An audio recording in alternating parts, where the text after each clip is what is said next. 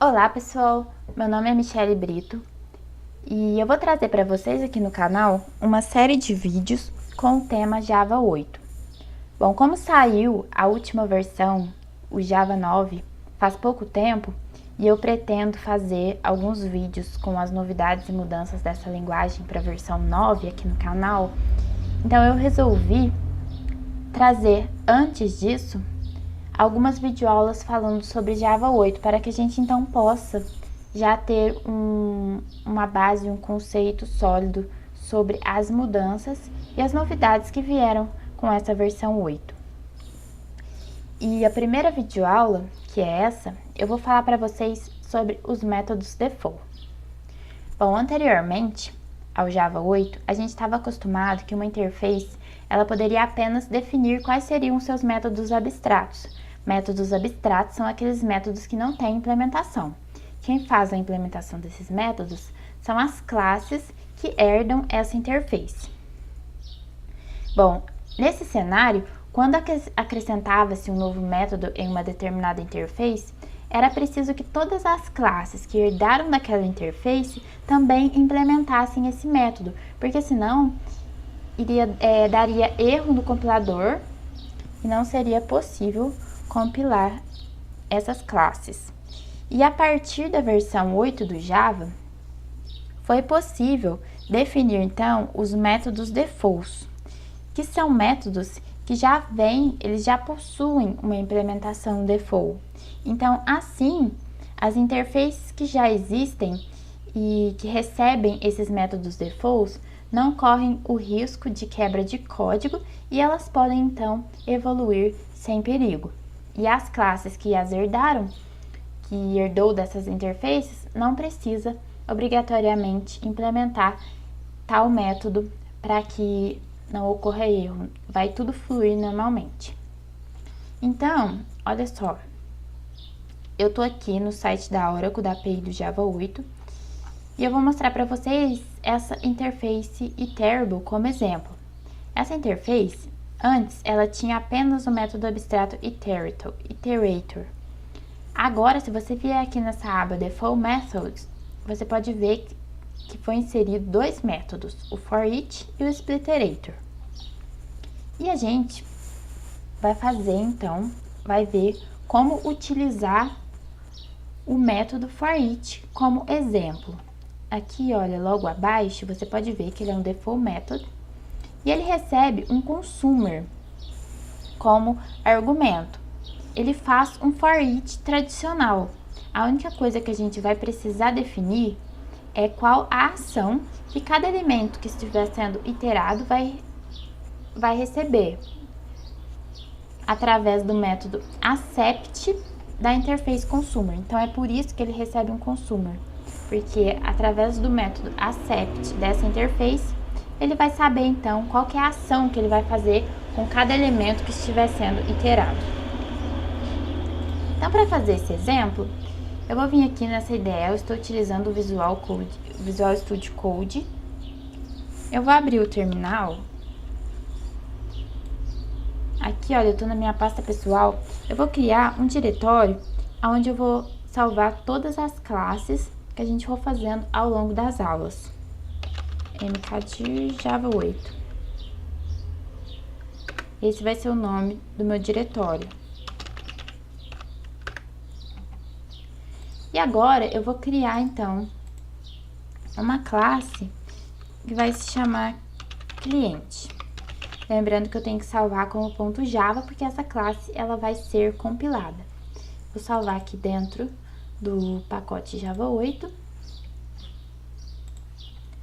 Para ficar mais fácil, eu já deixei aqui pronto todo o conteúdo dessa classe. Eu vou só copiar e colar ele aqui. Olha, a nossa classe cliente, ela vai ter 3 atributos, o nome, o status e a senha. Esses atributos vão ser inseridos pelo construtor. E eu também criei um método para cada um desses atributos, um método de retorno, get, certo? Vou salvar e eu vou criar uma nova classe. Essa nova classe, ela vai se chamar teste.java. Também vou criar dentro do pacote Java 8. E essa classe eu também deixei pronta já, para não ficar perdendo muito tempo com digitação. Essa classe teste, ela vai possuir o método Public Static Void Main, que é onde a gente vai testar, então, no console. Aqui eu já importei o pacote JavaLang e JavaUtil. E aqui eu criei duas variáveis de referência da classe cliente.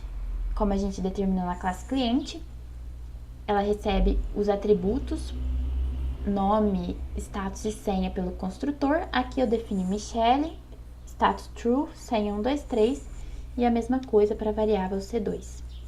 Em seguida, eu criei uma lista de clientes através do método asList da classe Arrays. Eu inseri então a variável C1 e C2, criando assim uma lista imutável. E em seguida, eu utilizei o for tradicional para mostrar no console o nome de cada um desses clientes, no caso Michelle e Bruno.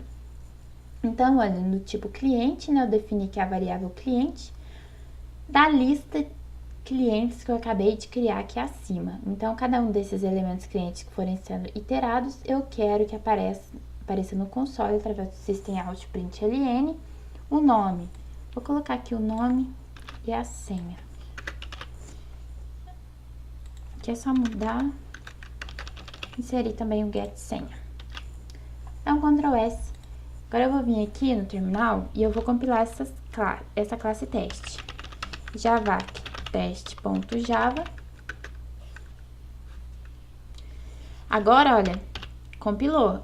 Eu vou dar o comando ls, que eu vou ver o que tem dentro do diretório Java 8. Olha, tem as classes teste Java e cliente.java que eu criei, e tem a classe cliente.class e teste.class, que foram as classes que foram oriundas da compilação.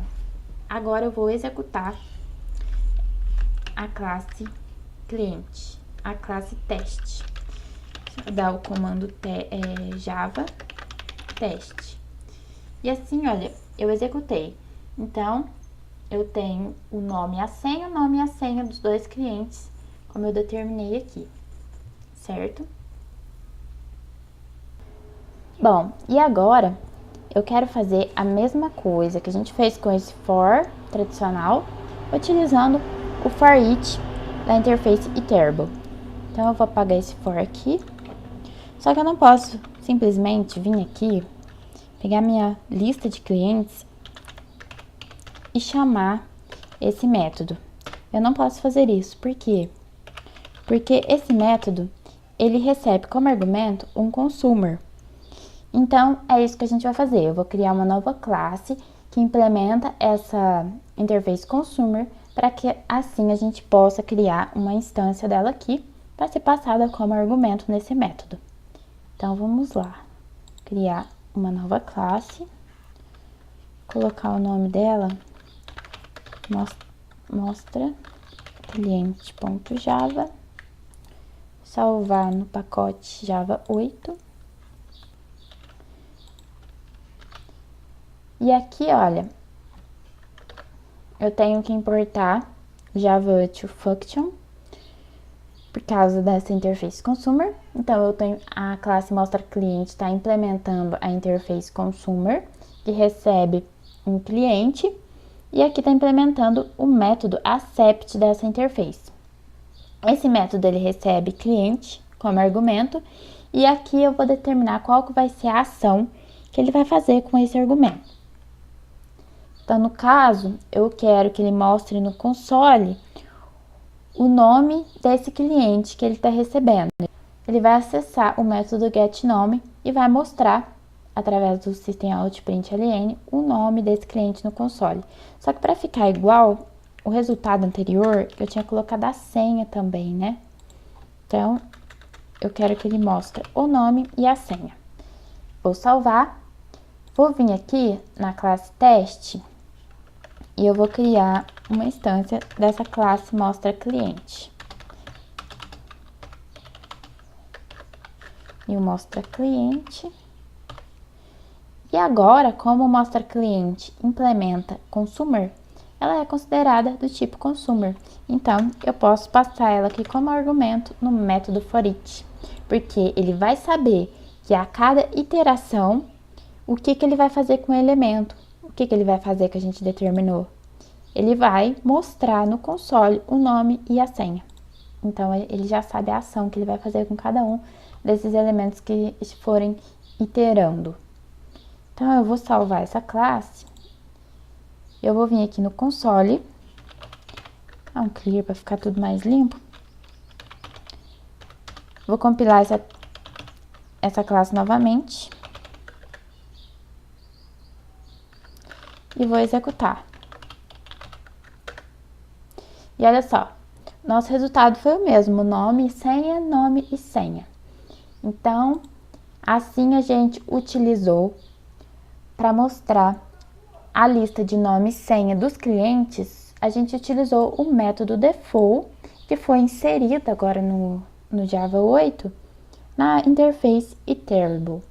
Então, é isso que eu queria mostrar para vocês, um exemplo de método default, o conceito, né, de que é um método default. E na próxima aula, eu vou mostrar para vocês, comentar, o que são as interfaces funcionais. Lembrando que todo o código que eu vou fazendo ao longo das videoaulas, eu vou deixar disponível no meu GitHub. O link desse projeto do GitHub vai estar aqui na descrição do vídeo. E eu quero falar para vocês também que quem se interessar por baixar um e-book com o assunto Java 8, com todos esses tópicos que eu vou abordar aqui na videoaula, como métodos defaults, interfaces funcionais, lambdas, strings, collectors, vocês podem baixar entrando no site, que eu também vou deixar aqui na descrição do canal, que é www.michellebrito.com, e lá vocês cadastrem o e-mail de vocês, que assim que eu finalizar esse e-book, eu começo a enviar para quem se interessar. Então é isso, eu espero vocês na próxima videoaula. Até mais!